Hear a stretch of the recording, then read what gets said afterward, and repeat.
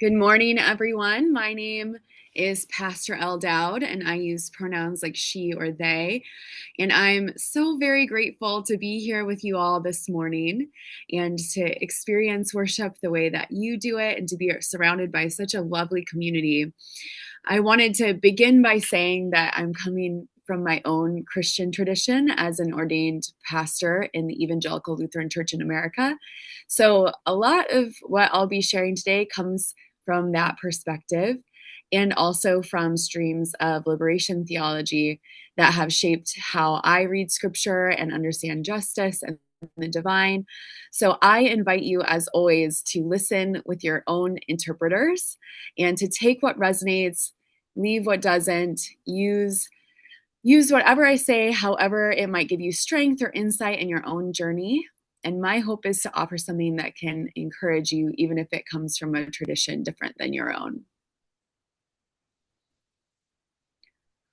On April 3rd, 1968, in Memphis, the Reverend Dr. Martin Luther King Jr. said, "Like anybody, I would like to live a long life. Longevity has its place, but I'm not concerned about that now. I just want to do God's will. And He has allowed me to go up to the mountain, and I've looked over and I've seen the promised land.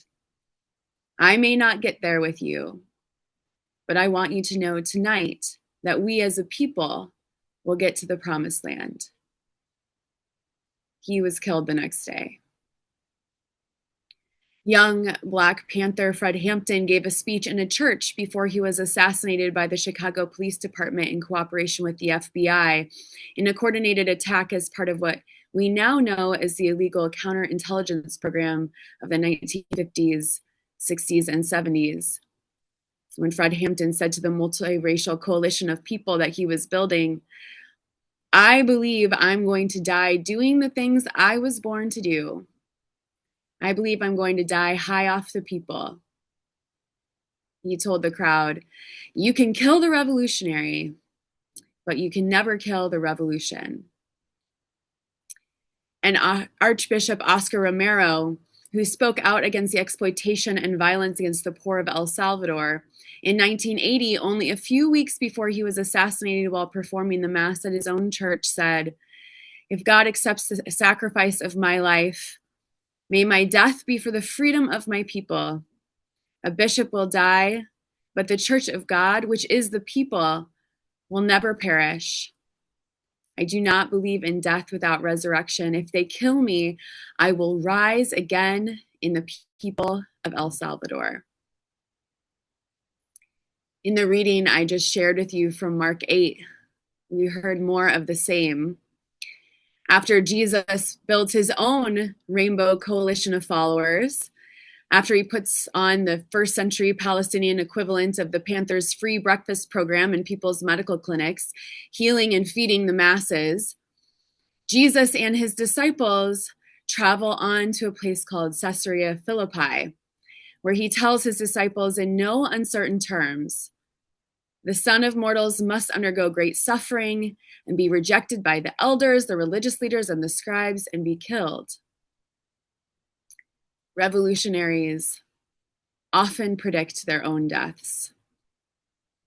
In Jesus's case, some who are Christians say that maybe he had some kind of divine insight to be able to see what was coming. But even if he didn't have some kind of godly wisdom telling him what was next, most visionaries, even purely human ones, are able to recognize the signs because they've felt the tension rising, they've heard the threats, and they've chosen to press forward, no matter what the cost. Jesus was quite clear about the risks of his ministry. In fact, when his disciple Peter tried to downplay what they were facing, Jesus had strong words for him. And then, in the story, Jesus turned to the crowd gathered with him and told them, "If any of you want to become my followers, you must take up your cross and follow me." I grew up hearing this phrase, "take up your cross and follow me."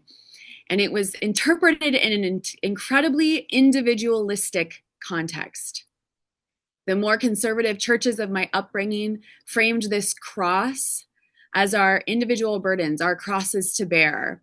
So I was told, for example, that for those of us who are bisexual like me, or for any of us who are LGBTQIA+, that this internal struggle with our attractions was something that we were just doomed to fight our entire lives if we were to be faithful. We were to deny ourselves, deny our identities, deny our love, deny who we were, no matter how painful it was. And that was just our cross to bear. But Jesus is not talking about individualistic morality here. He's not talking about sexuality or any other struggle or identity. He's not talking about an individual at all, really. The context of this phrase, take up your cross and follow me, it comes directly after he clearly and openly predicts his own death at the hands of the Roman Empire, in collusion with the religious leaders who have cozied up to its imperialism for the sake of their own protection and power. When Jesus says, take up your cross, the cross here is not a metaphor for him. He's talking specifically about what happens to people who resist empire. He watched the same thing happen to many others, most notably his own cousin and mentor, John the Baptist, who initiated Jesus into this work. John spoke out against King Herod and was subsequently targeted, arrested, and executed. Jesus is reminding the crowd, the people in his movement, the reality of the cost sometimes of their work. He was keenly aware how threatening empire finds this movement of collective love and liberation. When Jesus says, take up your cross and follow me, it isn't allegorical.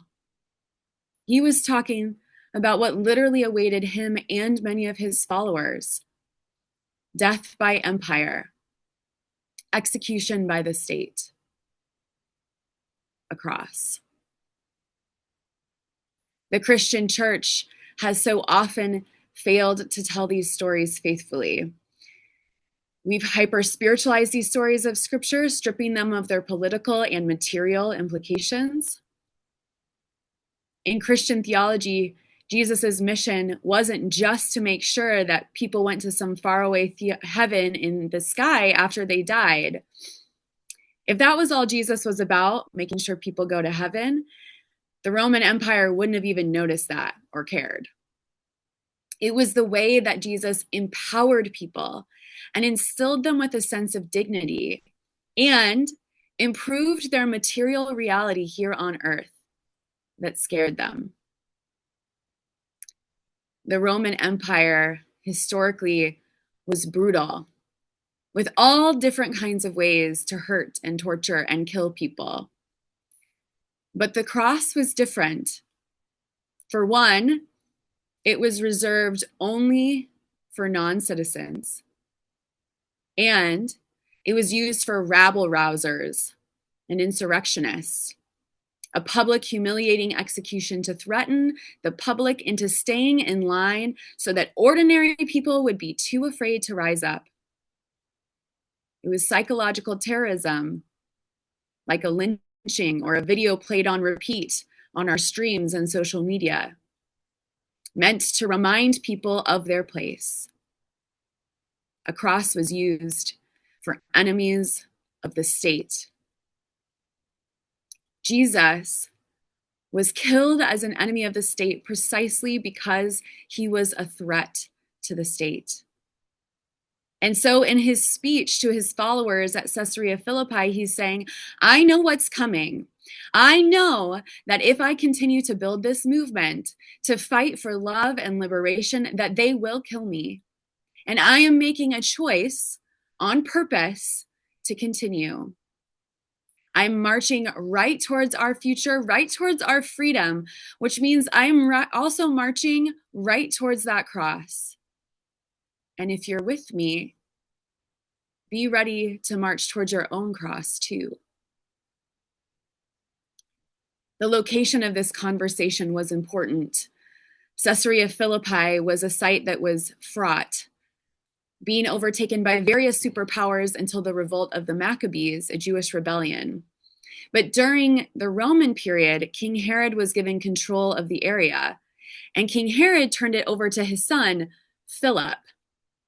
King Herod and Philip were Jewish, like Jesus and his followers, but in the mind of many Jewish people, they betrayed their own people by selling out to the Roman Empire. Philip named this place Caesarea in honor of the Roman emperor. He put the emperor's face on a coin to commemorate the refounding of the city. By standing at Caesarea Philippi, predicting his own death and challenging his followers, take up your cross and follow me, Jesus was naming that he was a different kind of king and leader. He was not like Herod and Philip, who would bow to the empire and collaborate with their oppression. He would resist it to the death. Throughout all of history, all people have had a similar challenge in front of us. We have had a choice. Do we allow ourselves to be co-opted by the empire for our own power and protection? Or do we resist empire for the sake of the people, for the sake of love and liberation? I have to own that historically many Christian institutions have made choices that aligned with empire, such as the Crusades. We weaponized the church via the imperialism of colonialism, leading to the genocide of indigenous peoples all over the globe. We used our sacred texts to excuse slavery, subjugate women, oppress LGBTQIA plus people, and many Christians, as we see, continue to use it to prop up white nationalism in this country. But there has always been a faithful remnant of resistance in the church too, as well as outside the church. There are people whose names are recorded, like Peter and the other disciples who would go on to be killed by the empire.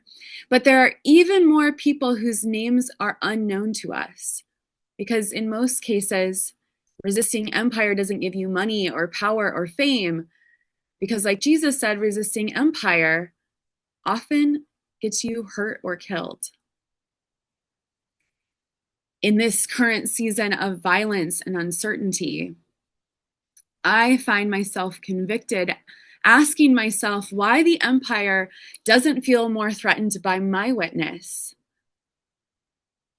We are in a time of great strife and struggle, and it can feel impossible to get organized and band together to care for our neighbors and build a better world. Although we see beautiful testimonies of many people doing that every day, Minneapolis and elsewhere. Many of us, though, we are overwhelmed and exhausted and barely hanging on.